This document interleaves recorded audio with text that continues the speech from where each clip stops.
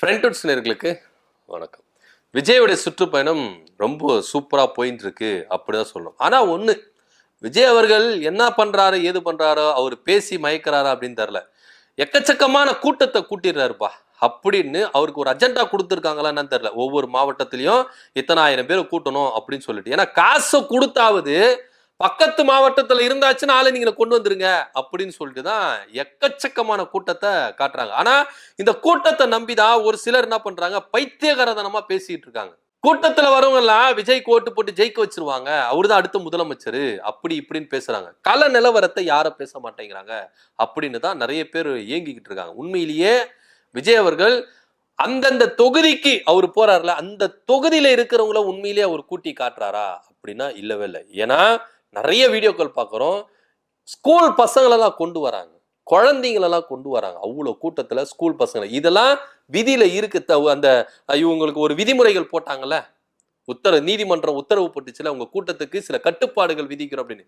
குழந்தைங்களை கூப்பிட்டுட்டு வராங்க, பள்ளி மாணவர்களை கூப்பிட்டுட்டு வராங்க, வந்து பேச வைக்கிறாங்க, மைக்கில் வாலண்டியா பேச வைக்கிறாங்க. இதெல்லாம் எந்த அளவுக்கு கேவலமான ஒரு விஷயம் தமிழக வெற்றி கழகத்துக்கு.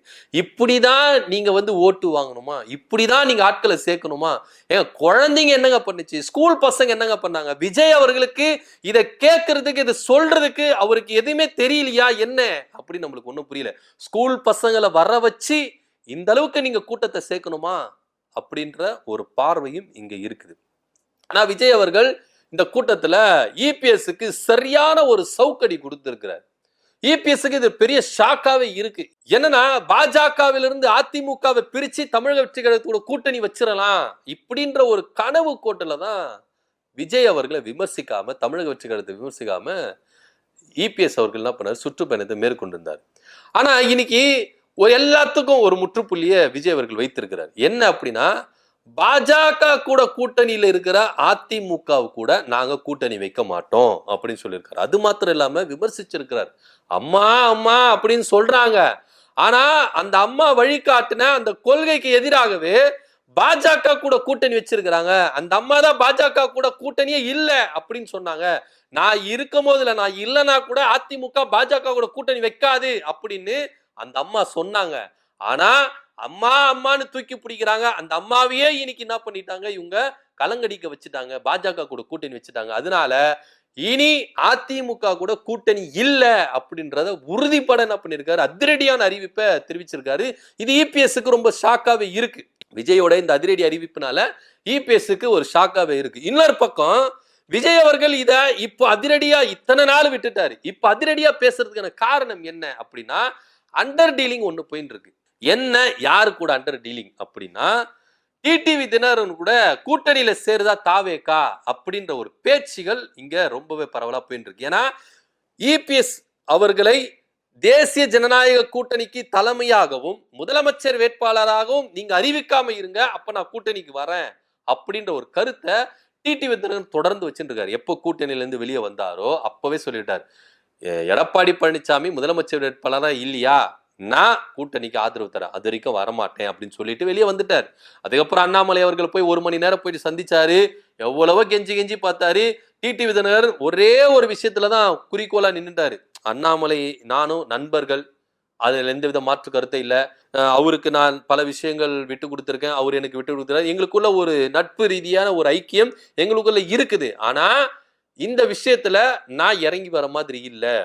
இபிஎஸ் அவர்களை, எடப்பாடி பழனிசாமி அவர்களை நீங்க முதலமைச்சர் வேட்பாளரா அறிவிக்க கூடாது, என்டிஏ கூட்டணிக்கு தலைமையை அறிவிக்க கூடாது, அப்படி அறிவிக்கலனா நான் வரேன் அப்படின்னு சொல்லிட்டு தெல்ல தெளிவா சொல்லிட்டாரு.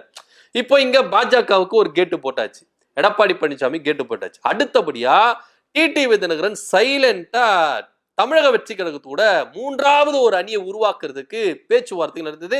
அது பாசிட்டிவான பதிலும் என்ன பண்ணிருந்தார், சூசகமா டிடிவி தினகரன் சொல்லிட்டு இருந்தாரு. ஆனா இன்னைக்கு விஜய் அவர்கள் எடப்பாடி பழனிசாமியையும் அதிமுகவையும் கடுமையா விமர்சிச்சு கூட்டணியே இல்ல அப்படின்னு சொல்றதுனால இந்த ட்ராக் ஒன்னாயிடுமா, டிடிவி தினகரனும் விஜய் அவர்களும் கூட்டணி வச்சிருவாங்களா, அமமுகவுடன் தமிழக வெற்றி கழகம் கூட்டணி சேருது அப்படின்ற ஒரு புள்ளியில தான் பார்க்க வேண்டியதா இருக்கு. இத்தனை நாள் விஜய் அவர்கள் ஏடிஎம்கே பத்தி விமர்சிக்கவே இல்லை, எடப்பாடி பழனிசாமி குறித்து விமர்சிக்கவே இல்லை. இவ்வளவு ஏங்க, ஆதவ் அர்ஜுனால அவர் யாருங்க ஆதவ அர்ஜுனா? அரசியல் அவருக்கு என்ன தெரியும்? அவரு எடப்பாடி பழனிசாமிய சொன்னாரு. அதிமுகலாம் எடப்பாடி பழனிசாமிலாம் ஒரு ஆளே இல்ல. அவர நம்பிலாம் யாரும் வரமாட்டாங்க அப்படின்னு சொன்னாரு. அவ்வளோ என்னதான் எடப்பாடி பழனிசாமி மேல பல விமர்சனங்கள் நம்மளுக்கு இருக்கலாம். ஆனா இருந்தாலும் எதிர்க்கட்சி தலைவர், அவரு ஒரு முன்னாள் முதலமைச்சர். அவரை பற்றி பொதுவெளியில ஆதவ அர்ஜுனா பேசுறாரு. இன்னைக்கு கட்சிக்கு ஆதவ அர்ஜுனா பேசுறாரு. அது ரொம்ப தவறான விஷயம். அப்போ எடப்பாடி பழனிசாமி தரப்புல இருந்து கூட யாருமே விமர்சிக்காம இருந்தாங்க. ஏன்னா இவங்க கூட கூட்டணிக்குள்ள போயிருவாங்க அப்படின்னு தான் பேசப்பட்டு வந்தது. ஆனா இன்னைக்கு இறங்கி அடிச்சிருக்கிறாரு விஜய் அவர்கள். இது இபிஎஸ்க்கு ரொம்ப ஷாக்காவே இருக்கு. ஒருவேளை டிடிவி தினகரன் சொல்ற மாதிரி மூன்றாவது ஒரு அணி உருவாக்கிடுமா, பேச்சுவார்த்தைகள் நடந்துட்டு இருக்கா, விஜய், டிடிவி தினகரன், ஓபிஎஸ் இவங்க 3 பேரும் விஜய் கூட போய் ஜாயின் பண்ணிடுவாங்களா, அடுத்த எதிர்க்கட்சி தலைவர் இவங்க தானா அப்படின்ற ஒரு ரேஞ்சில தான் இங்க பார்க்க வேண்டிய ஒரு விஷயமா இருக்கு. ஏன்னா நகர்வுகள் கொஞ்சம் கொஞ்சமா மாறிக்கிட்டே வருது. செங்கோட்டையன் அவர்கள் என்ன பண்றாரு, திடீர்னு டிடிவி தினகரன் சந்திக்கிறாரு, ஓபிஎஸ் சந்திக்கிறாரு, எல்லாருமே என்ன பண்ண போறாங்க, சசிகலா சந்திக்க போறாங்க அப்படின்னாங்க. அதுக்கப்புறம் இன்னைக்கு என்ன செய்தி வந்ததுன்னா, டிடிவி தினகரனும் ஓபிஎஸ் ஒரு கல்யாண நிகழ்ச்சியில என்ன பண்ணிருக்காங்க, சந்திச்சு கிட்டத்தட்ட 10 நிமிடம் ரகசியமா பேசியிருக்கிறாங்க. சோ இத நகர்வுகள் எல்லாத்தையும் பார்க்கும்போது, ஏன்னா இப்ப விஜய் அவர்கள் என்ன பண்றாரு, அதிமுகவோட கூட்டணியே இல்ல அப்படின்றாரு. டிடிவி தினகரன் எடுக்கிற ஸ்டாண்ட இவர் எடுக்கிறாரா அப்படின்னு சொல்லிட்டு தான் நம்ம இங்க பார்க்க வேண்டியதா இருக்கு. ஏன்னா நீங்க தேர்தலுக்கு இன்னும் கொஞ்ச நாள் தான் இருக்கு. விரல் விட்டு என்ற மாசத்துல தான் தேர்தல் இருக்கு. அப்படி இருக்கும் பொழுது எல்லாத்தையும் இதுக்குள்ளாகவே எல்லாத்தையும் ஸ்பீடா முடிச்சிடணுமா, முடிச்சிட்டு ஒரு ஒரு டைம் லைனுக்கு வரணுமா அப்படின்ற ரேஞ்சில தான் பார்க்க வேண்டிய ஒரு விஷயமா இருக்கு. டிடிவி தினகரன் சொல்ற கருத்தை தமிழக வெற்றி கழகம் ஏத்துக்கிருச்சு. ஏன்னா எடப்பாடி பழனிசாமி முதலமைச்சர் வேட்பாளரா ஏத்துக்க கூடாது அப்படின்னு தான் அமமுகவோட கொள்கையாவும் இருக்குது. அவங்க உறுதிபட சொல்றாங்க. என்டிஏ கூட்டணிக்கு நேரடி சவாலை விட்டுட்டாங்க. அவங்க அறைகூவல் கொடுத்துட்டாங்க. இபிஎஸ் நீங்க முதலமைச்சர் வேட்பாளரா உட்கார வைக்காதீங்க, என்டிஏ கூட்டணிக்கு தலைமை அவர் இருக்கக்கூடாது, இதை மாத்தினீங்கன்னா நான் வரேன் அப்படின்னு சொல்லிட்டாரு. ஆனா தேசிய ஜனநாயக கூட்டணி பாஜக என்ன சொல்லுதுன்னா, இத ஏத்துக்கவே முடியாது அப்படின்னும் பொழுது இவரும் ஏத்துக்க முடியாது. அண்ணாமலை அவர்களும் தூது அனுப்பி பார்த்தாச்சு, நயினார் நாயகரும் அவரு தூது அனுப்பி பார்த்தாச்சு. அவர் அசைற மாதிரி தெரியல. டிடிவி அவர் அடுத்த கட்ட நகர்வுக்கு போயிட்டார். தமிழக வெற்றி கழகத்தோட கூட்டணி வைக்கலாம் அப்படின்ற ஒரு ரேஞ்சுக்கு அவர் போயிட்டார். தமிழக வெற்றி கழகத்துக்கும் டிடிவி தினகரனுடைய உதவி தேவர் தென் மாவட்டங்கள்ல முக்குலத்தோர் சமுதாய வாக்குகள் வேணும்னா இவரை யூஸ் பண்ணிக்கலாம் அப்படின்னு சொல்லிட்டு தான் அவரு என்ன பண்ணிருக்காங்க, இது பண்ணிருக்காங்க. இதுல ஆடடா ஓபிஎஸ் உள்ள கொண்டு வரலாம் அப்படின்னு சொல்லிட்டு தான் டிடிவி தினகரனும் ஓபிஎஸும் கிட்டத்தட்ட 10 நிமிடம் ஒரு கல்யாண நிகழ்ச்சியில சந்திச்சாங்கன்னு சொன்னல, அந்த இடத்துல பேசி இருக்கிறதா தகவல் வந்திருக்கு. ஏன்னா சொல்லிட்டே இருந்தாரு, நான் டிடிவி தினகரனையும் சசிகலாவை சந்திச்சுட்டே இருப்பேன் அப்படின்னு. இப்போ ஒரு வழியா சந்திச்சுட்டாங்க. இவங்க 2 பேரும் சந்திப்பு நடந்து சில மணி நேரங்கள்லயே விஜய் அவர்கள் இந்த மாதிரி ஒரு அறிவிப்பு கொடுக்கிறார். அதிமுக கூட கூட்டணியே இல்ல, நான் கூட்டணியை வைக்க மாட்டேன் அப்படின்னு சொல்லிட்டாரு. அதிரடியான அறிவிப்பை கொடுத்துட்டாரு. அதிமுக தான் தேவு காத்து நிக்குது, இலவு காத்த கிளி போல காத்துட்டு இருக்கு. ஆனா விஜய் அவர்கள் யூ டர்ன் பண்ணி என்ன பண்ணிட்டாரு, டிடிவி தினகரன் வந்துட்டார். பேச்சுவார்த்தைகள் ரொம்ப நடந்து அண்டர் கிரவுண்ட்ல நடந்து ரொம்ப ஸ்பீடா என்ன பண்ணுது, முனைப்பு காட்டிட்டு தான் போகுது. சோ வருகிற 2026 சட்டமன்ற தேர்தலில் இபிஎஸ் ஒதுக்கிட்டு டிடிவி தினகரனை சூஸ் பண்ணிட்டாரு விஜய் அவர்கள். அதனால தான் டிடிவி தினகரனுடைய அவருடைய பேச்சை பிரதிபலிக்கிற விதமா விஜய் அவர்கள் இன்னைக்கு அதிமுகவை பகிரங்கமா விமர்சிச்சுட்டு அதிமுக கூட கூட்டணியே இல்லை அப்படின்ற ஒரு கருத்தை அவர் முன்வைத்திருக்கிறாரு அப்படின்னு தான் பார்க்க வேண்டியது இருக்கு.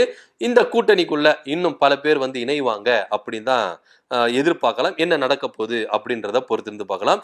விஜய் அவர்கள் எடப்பாடி பழனிசாமியும் அதிமுகவும் கடுமையா விமர்சிச்சிருக்காரு. அம்மா அம்மான்னு சொல்றாங்க, ஆனா அந்த அம்மா எடுத்த கொள்கையில இவங்க பின்வாங்கிட்டு பாஜக கூட கூட்டணி வச்சுட்டாங்க.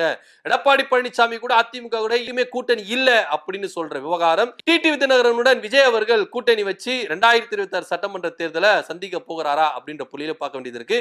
இதை பத்தியோட கருத்து என்ன அப்படின்றத கீழே கமெண்ட் பண்ணுங்க. நன்றி, வணக்கம்.